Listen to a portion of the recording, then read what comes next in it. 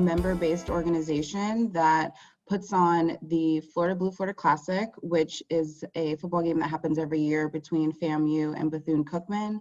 And then mainly what we're known for are the two bowl games that happen in December and January. So Camping World Bowl and then the Verbo Citrus Bowl. I am mainly handle a lot of our like member events. So we probably have, I want to say, about 800 members. And so we have different levels that involves their membership. So you get tickets, and then you get, depending on how high up your membership is, whether it's a suite level or our club level, then there's other things that are added onto that. And yeah, so it's great. I love it. It's very different than some of the places I've been, even compared to the Orange Bowl, which is a committee, but very smaller than what Florida Citrus Sports is. So our main focus is just like really the community and caring towards our members. The purpose, really, a lot of people why they're members is because of a lot of the things that we do in the community. So one of, actually a handful of things, we do have a summer camp that we put on every summer that is for kids on free or reduced lunch that mainly live in the 32805 area, which is the area surrounding the stadium. So we've had that camp for, I want to say, over 25 years. It's great. Kids, it's about an 8-week camp. So it's free, and it's free charge for all of these kids to come. So a lot of the things that we do throughout the year raises money for us to be able to put that camp on. We also are founding partners of Lift Orlando, which is basically, again, a lot of developing the area around the stadium. So, you know, bringing jobs, bringing, we're actually partnered of doing a park. We renovated Lake Lorna Dune. I don't know if anybody's familiar with Orlando, but across from the stadium, actually it's in my photo, the lake that you can see, we pretty much renovated it, tore it down. It's actually drove by the other day and the playground is up. So it's kind of cool to be able to see that kind of in our area. So we do a lot of community events. And so being a member, their membership pretty much helps support that. And we have a lot of people, obviously, they're sports fans, so that's why they want to join and, you know, love football. So they get the tickets to the games, but also, you know, all of the good things that we do in the community, they love to support that. So that's a lot of why people become members. And there's membership perks, a lot of the events that they get to go to. There's a program that we have, it's a scouting program. So it's basically, if you get to go to any game within the 4 conferences that we support, and you're scouting, but you're not really, but you get to take a weekend trip to one of the games and kind of be a representative of the bowl. So a lot of members, that's a big part of why they love to join too, is because they kind of feel really connected to maybe helping us make a decision on who's coming to our game and that type of stuff. So there's a lot of perks and a lot of, you know, goodness of why people become members of Florida Citrus Sports.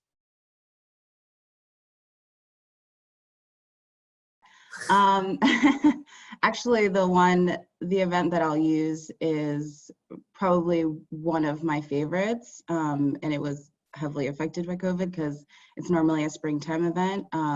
And so this event kind of transformed in the years. It had been a golf tournament, and then it turned into a mini golf tournament. And the whole purpose of the event was to raise money for the foundation.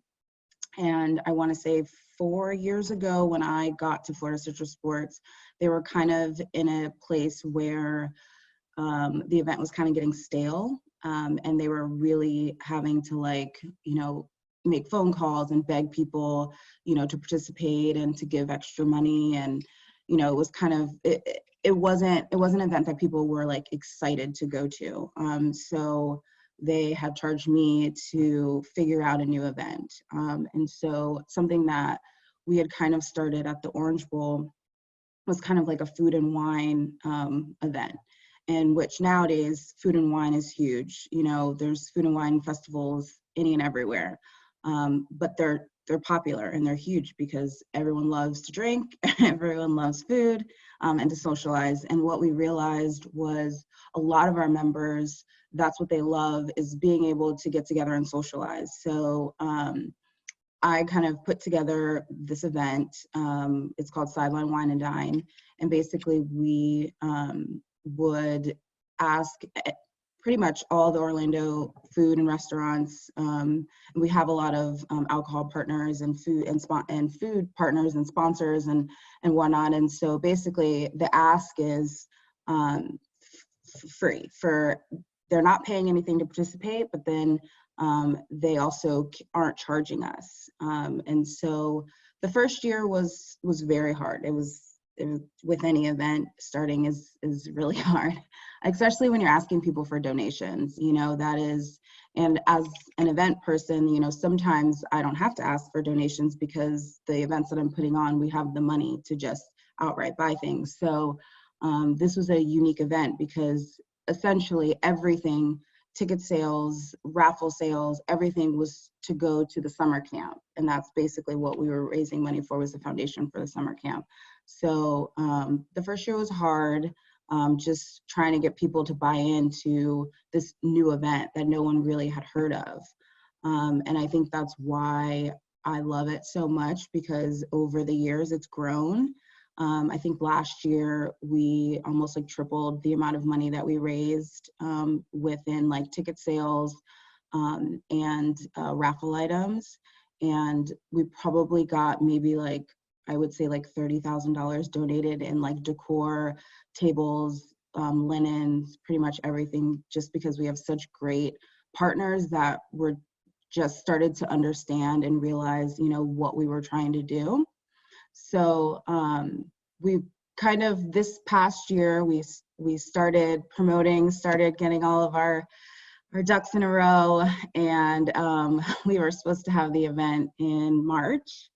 And obviously COVID happened, so that was just kind of a heart crusher, because we had done a lot of work and we were kind of really excited because we had just come off like an amazing year of raising so much money, and you know, we had a ton of restaurants signed on, and then to, you know, have to postpone it, but probably have to like revisit that event, just because, you know, and that's kind of the conversation that we've been having is, you know, that type of event, because it's so sponsorship heavy and so donation heavy, a lot of these restaurants and a lot of these vendors, you know, coming out of this are probably not going to be able to supply that need anymore, just because, you know, everyone's kind of in a situation where they're suffering, right? So we probably will have to relook at how we do that event if we decide to do it again next year. But yeah, so, and I guess what my role is in that is,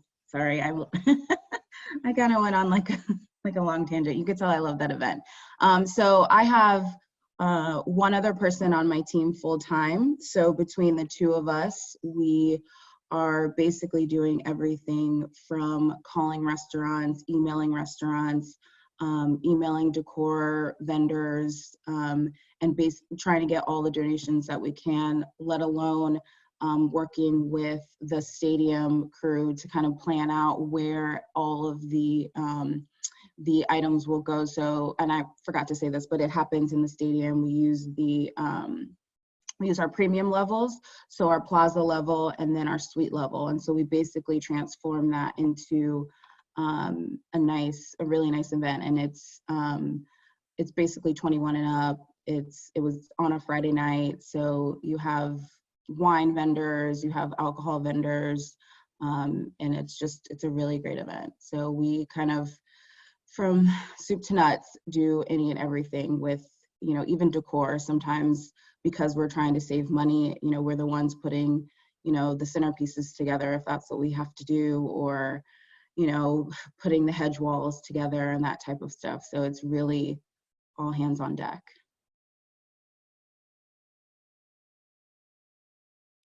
like you said, I'm in events, so my whole role is people and parties and events and, you know, sporting events and that type of stuff. So it's been really hard in the beginning, but we have a really good team. So we have a CRM team that I work really closely with, and they obviously their whole job is to take care of our members and to ask them questions about, you know, their membership. What do they want to see?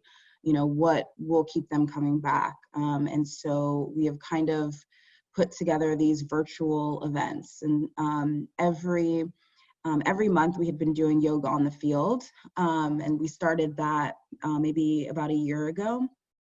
And so that had been really popular, and that was for members and non-members. And so we had decided that maybe that's an easy thing to do virtually. Obviously, you know, with Zoom, we would have the teacher basically just taught, and we'd send out the information. And we've done 2, and we have another one scheduled, so that's been a big hit. And then we've also been doing something that we had done in the past were these chalk talks. And so they were luncheons that we would bring in, you know, whether it's a former coach or somebody in the industry, to just talk for an hour about any and everything. We have somebody interview them. And so the first one that we did was the FSU coach. And so for an hour, he was interviewed, which was great. I think we had maybe like 100 and some people on the call. And then last week we had Desmond Howard, which was awesome.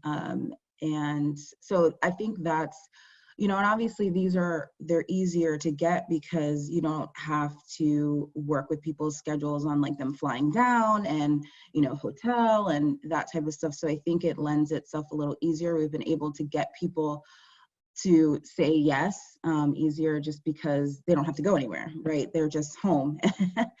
So I think that's kind of where we're going to lean to just do a lot of those and virtual. Basically, we're turning all of the events that we can virtually. So the chalk talks, and then we did a kind of like a draft happy hour for the NFL draft for the first round. And so our members could sign on, and basically everyone's just watching the draft and chatting and just getting to catch up, which that was really cool. And I think they really enjoyed it. So we're going to do another type of like member cocktail making class. And then I believe down the line, we'll probably do like a cooking class. So things that don't have like a heavy program, because we do have some events that have like an actual program. And so that's kind of hard to, you know, get across on a Zoom call. But I think the goal is really just to try to keep our members engaged during this, especially if they are having a hard time, whether it's they've lost their job or they're furloughed. It's just something to kind of let them know that we're thinking of them and we're still trying to continue programming and not completely like, you know, just stop communication with them. So it's been great. We have a really good team in place that kind of has been really spearheading all of this. So we're trying to make the best of, you know, of that a crazy and weird situation. And, you know, now I've been watching a lot of like webinars with event industry professionals just to kind of talk about when we do come out of this, you know, what does that look like? I know my boss who handles a lot of our stadium ops and like our ticket managers are really looking at, you know, what does a stadium look like? You know, what do we do if there's no fans? You know, what do these things look like? And that'll, you know, that obviously impacts a lot of what I do because, you know, during the bowl games, you know, I'm focused on hospitality and, you know, the player events and the VIP events. So if we don't have fans, there's no hospitality tent that I can plan. If people are cautious of traveling, are they all going to bring their families with them? Am I planning events for families? And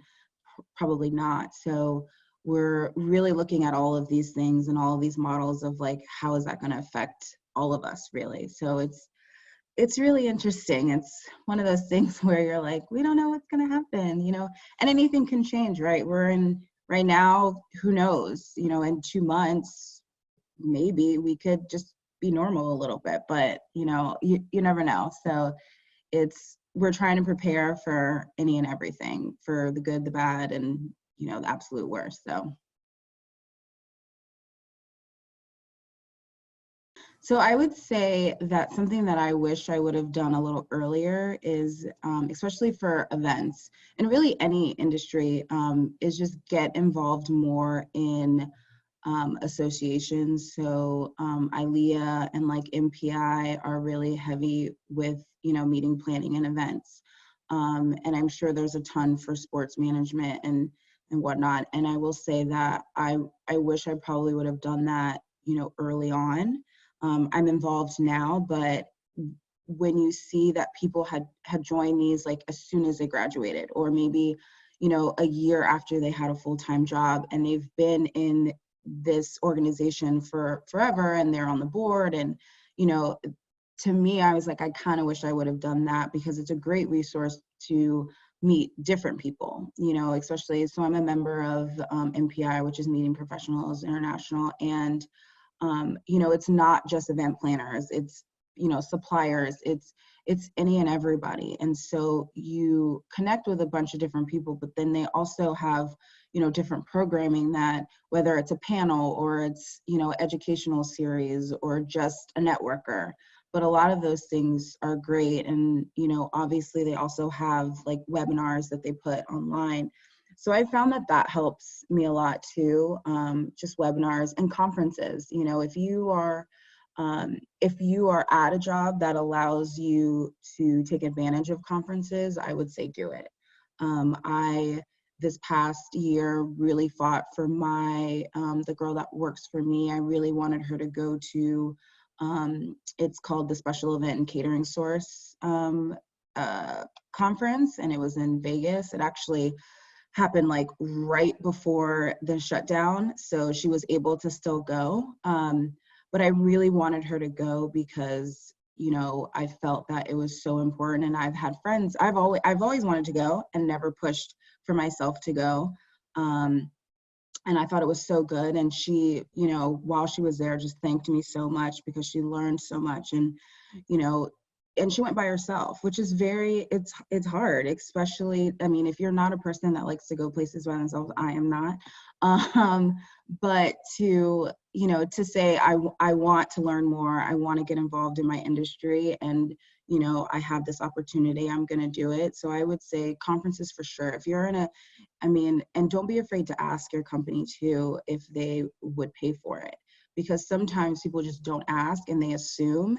And the moment you ask, they're like, oh yeah, we didn't know that you would be interested in that. So I would say that that is a lot of things that I wish I would have done. And then as an event professional, there are a lot of certificates and certifications that you can get. So like right now I'm studying to get my CMP.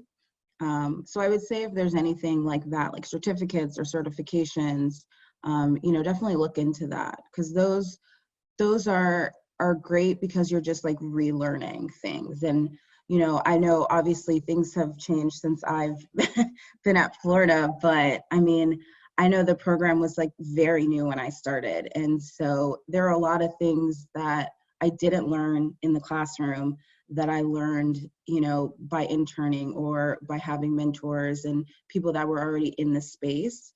But I obviously, the curriculum I'm sure is a lot different now. But even if you feel like you're not learning a lot of event things, I always say, you know, and I tell a lot of our interns that come in, like, I look for the experience. Like, school is great, but but I really like, you're not going to know what to do when you have 25 vendors showing up and some people have their forms and some people don't. Like, that's a on the fly situation, you know, or, you know, if your lighting goes out, you know, what do you do? So I highly say intern as much as you can, even if it's like a 6-week internship, you know, anything helps to just really learn and get more involved in the industry.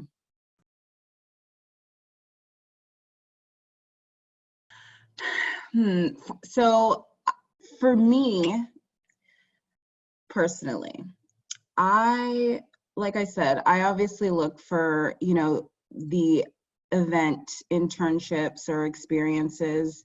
And the resume is great, right? That's the first thing that you see. But for me, it's when I'm talking to you and, the questions that I ask. For my jobs, a lot of things I look for is time management, how you handle stress, how you handle having to make a quick decision if I'm not around, critical thinking, things like that. Just because in events, you plan for the best, and not everything is going to go as planned. So you have to be able to understand that and handle it in a way that is professional and you're getting your job done at the same time. So a lot of the questions that I ask in my interviews kind of are based on that. And a lot of times I ask you to take me through, if you've done some event internships or had a class where you had to plan an event or something like that, I kind of ask, take me through your process, take me through how you planned your event, take me through, if something did go wrong, what would you do differently, next year? How did you learn from the mistakes that you made? Because we all make mistakes, right? We're human. So to me, that's what I like to see, because then I know, for me, then I know that you're teachable and you understand that A was wrong, and so you're going to learn from A and try to figure it out the next time. And then, just how you interact with people. For us, for Florida Citrus Sports and like our role, we deal a lot with our members, and sometimes it's trying, right? They're people, and people are sometimes not nice when they want something done, and sometimes don't really respect you as a professional. Or if you're, for me, a lot of our members are older than me, so they look at me and sometimes they think that I don't know what I'm doing because I'm young, and so you have to be able to internalize that and handle whatever it is that they're coming at you with. And so I kind of look for that too, and how you handle our conversations and personality.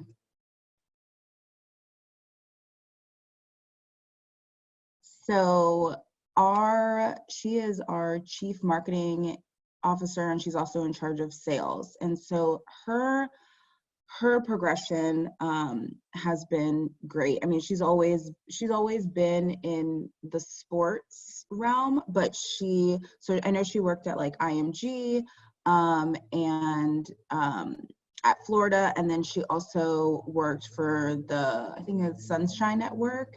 So she's had like different like corporate professions, which corporate, and also because we're a nonprofit and we're very small, are very different, and so I think for her pivot was, she was a part of the organization. So she had known the organization because she was a part of it. She was once one of the presidents, and a position came open. And because she had all of this experience professionally, but then she also personally was invested in the organization and invested in, what it was. I mean, I wasn't obviously around when she got hired, but I would think that was the appeal, because she had everything on paper that's like, yeah, absolutely, you can do this job, but you also understand our organization because you had been involved and you had been in it for so long, which I think is fantastic, and a little bit probably is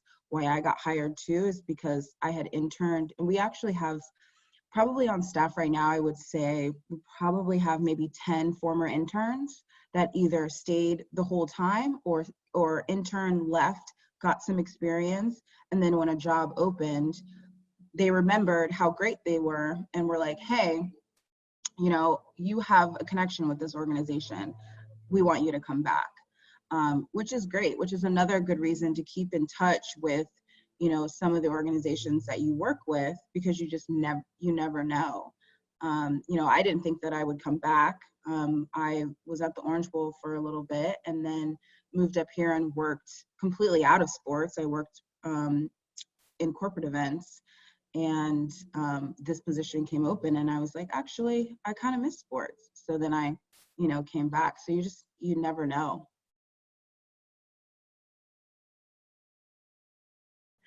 So when I first got to Florida, I didn't know what I wanted to do. Um, and my mom's a guidance counselor. My dad worked for the Orange Bowl for years, and he's been in the sports industry. So I'd grown up in sports. They both went to Florida, so like I've grown up in, you know, sports in general. Um, but I think when I got to Florida, I wasn't sure what I wanted to do. My mom was like, "Oh, I'll do advertising," and I was like, "All right." And then I took like 2 classes, and I was like, "No."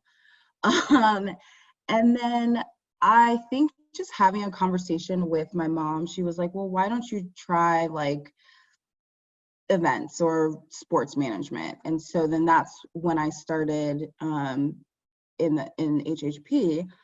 And I think that what really helped me was I went every summer, I would intern with my dad at the Orange Bowl. And I think that I slowly realized that I liked events. I think I knew I always liked events, but I don't think I thought of it as a career. I think sometimes, you know, there's people who are like, I know I want to be a doctor. I know I want to be a lawyer. And, you know, or I know I want to work in communications, but for me, I was just like, I don't really know. I know that I'm organized and I know that I have a type A personality, but I don't know what that translates to. And I think really by like interning in certain areas, I kind of realized as the years went on, and obviously in school, that it's something that I really, really enjoyed. But it is, I mean, I will say it is hard, but I also tell my interns that don't be afraid to try different things, right? So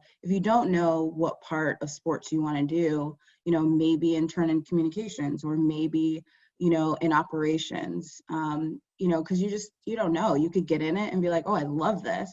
Or you could get in it and be like, this is really terrible. Because a lot of people think that they want to work in events, and then they work an event and they're like, no.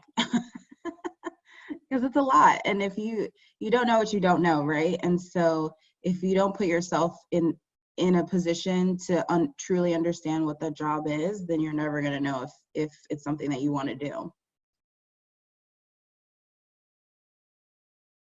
Yeah, so like I said, on my team, I just have one full-time person, and then in the fall, we'll have like 3 interns. But for me, a lot of times we'll sit with our CRM team if we're trying to plan events for our members, and really just think of like, what are some things that we like, or what are some things that we are seeing in the industry. And a lot of it, you know, like I said, the sideline event, you know, that was in my head because I had done an event like that.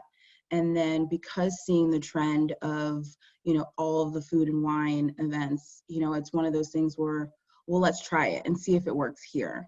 And I know a lot of our ideas just randomly come from just like sitting around and just like throwing things out. Like our yoga event, we really had started that because we wanted to figure out a way to plan events that were geared more towards our female members, because we don't have a lot of those.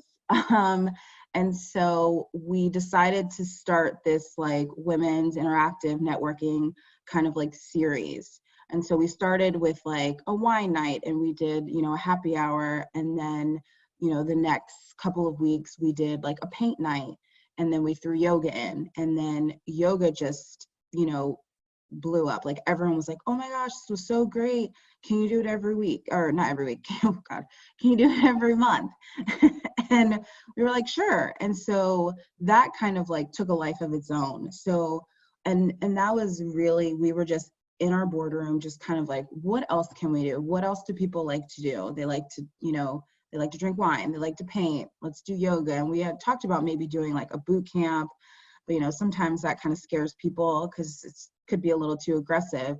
But it's really just like throwing any and everything out, and just, you know, and like I said, a lot of the things, I get a lot of magazines, I have a lot of subscriptions to things to just kind of see what is happening in the industry and like what other, you know, people are doing. And obviously being in Orlando, there's certain things that, you know, people in Miami can do that won't really translate well in Orlando. So you have to kind of think of those things, that something that works down there might not really work up here. So yeah.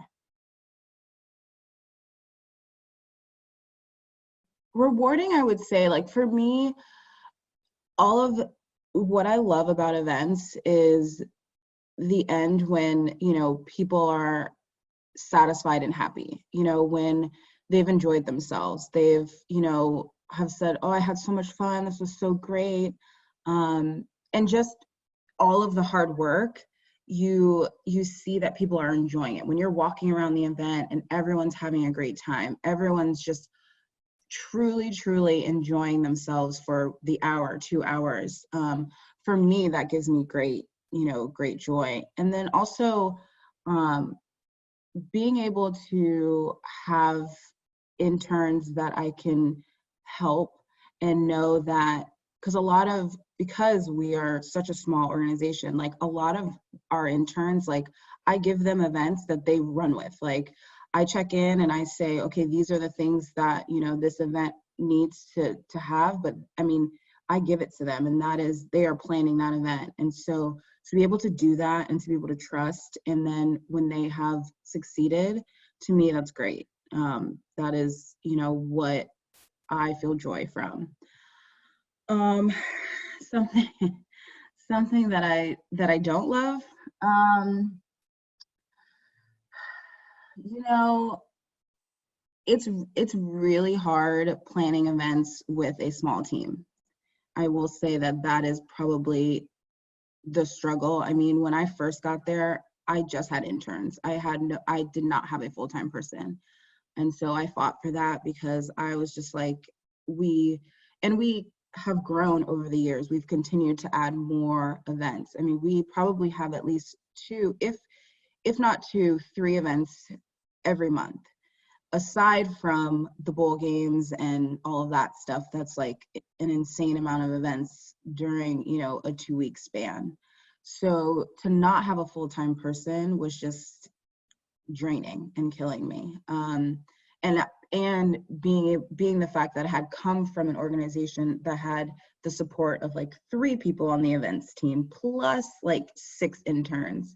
So to me, I think that's the hardest, is, you know, to be able to produce over and over and better with a very small team is always the challenge. And I think too, I challenge myself to always do better. You know, if somebody's like, that event was great, I'm like, awesome, but it needs to be even better next year. So I feel like that's the hard part as well.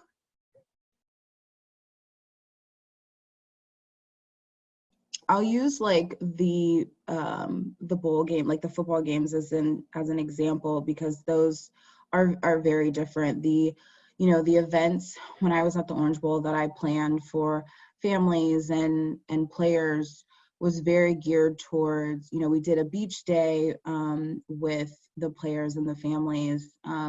We took the wives out on a boat. There was a lot more planning for the extra people that came to the bowl games. Whereas I think what's unique about Orlando is that we have Disney, we have Universal, we have iDrive. So there's a lot of things that we don't have to actually plan, because they want to go to the parks. I mean, most people, if this is their first time in Orlando and they've never been to a theme park, they're going to a theme park, you know? And so we have to keep that in mind, that we can't heavily run up their schedule, because they're going to want to do that. They're going to want to go to the outlets. They're going to want to, you know, go to Universal or Disney, or even just like hang out on iDrive, because that's just something that's very unique. So I think that's what's so different, is that, you know, the appeal of Miami is obviously the beaches, but a lot of the things in Miami you can't, like, as a child, what are you doing, so we have to plan, a seaquarium trip or a beach day or swim with the dolphins or something like that, because there isn't a theme park or something that they could do for 3 days straight. So I think that's, especially for the bowl games, is the biggest difference when you're planning for stuff like that. We have a little more leniency here. We have a lot more fun things. It's funny. I feel like the mentors that I have probably don't realize that they're my mentors. One is actually my father.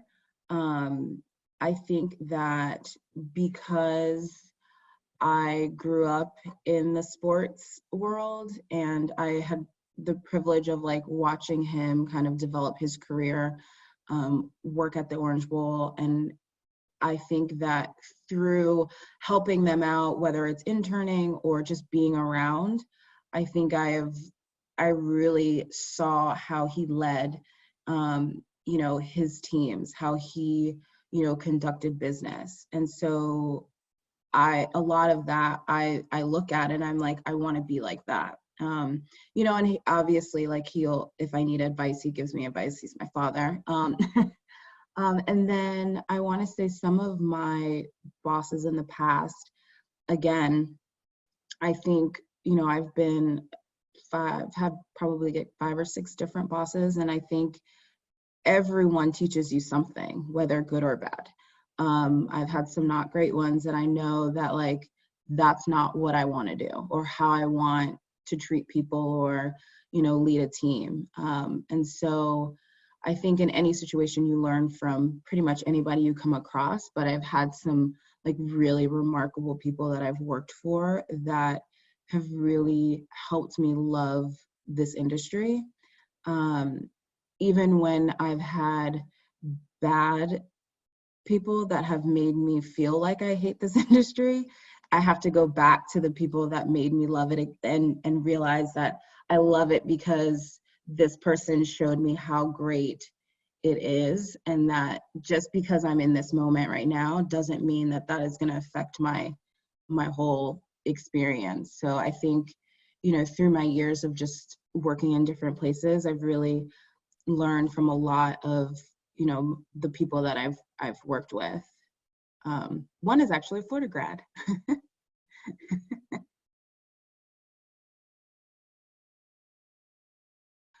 I would say don't be afraid to ask questions, especially if you're starting out in a new, let's say you're an entry-level position. Yeah, like I always, and I tell a lot of our interns that, like, ask all the questions. There's never a dumb question. Even if I've had people ask me like the same question 5 times, which is fine. Like, I'd rather you ask me than not ask and then you do something wrong. And also, if you're just starting out in a job, like, don't be afraid also to ask like personal and professional questions as well. And kind of like what I said before, like, ask if there's any networking opportunities or any other learning things that you can learn about your position. I think a lot of times we're a little timid and scared to kind of talk to upper management. I know I have a lot of friends who are like that, and I think you have to be bold enough to be like, this is what I want to do in my career. So if I can have an hour of your time to just, talk to you about your path and how you got there. Because I think a lot of people really appreciate that. Like, I don't think that I'm like super accomplished yet, but I do appreciate when people want to ask me about my career. I still feel like I'm kind of young-ish to say I have like a, a career, but I think it's great if there's somebody who's an executive that you just really want to learn from. I think they really appreciate that, unless they say no, but I don't know anybody that would. But I would say that, like, always, you're always learning, right? And whether it's in the classroom or just in your internships or in your current jobs, you can't, you know, be afraid to just learn more about your craft and your job.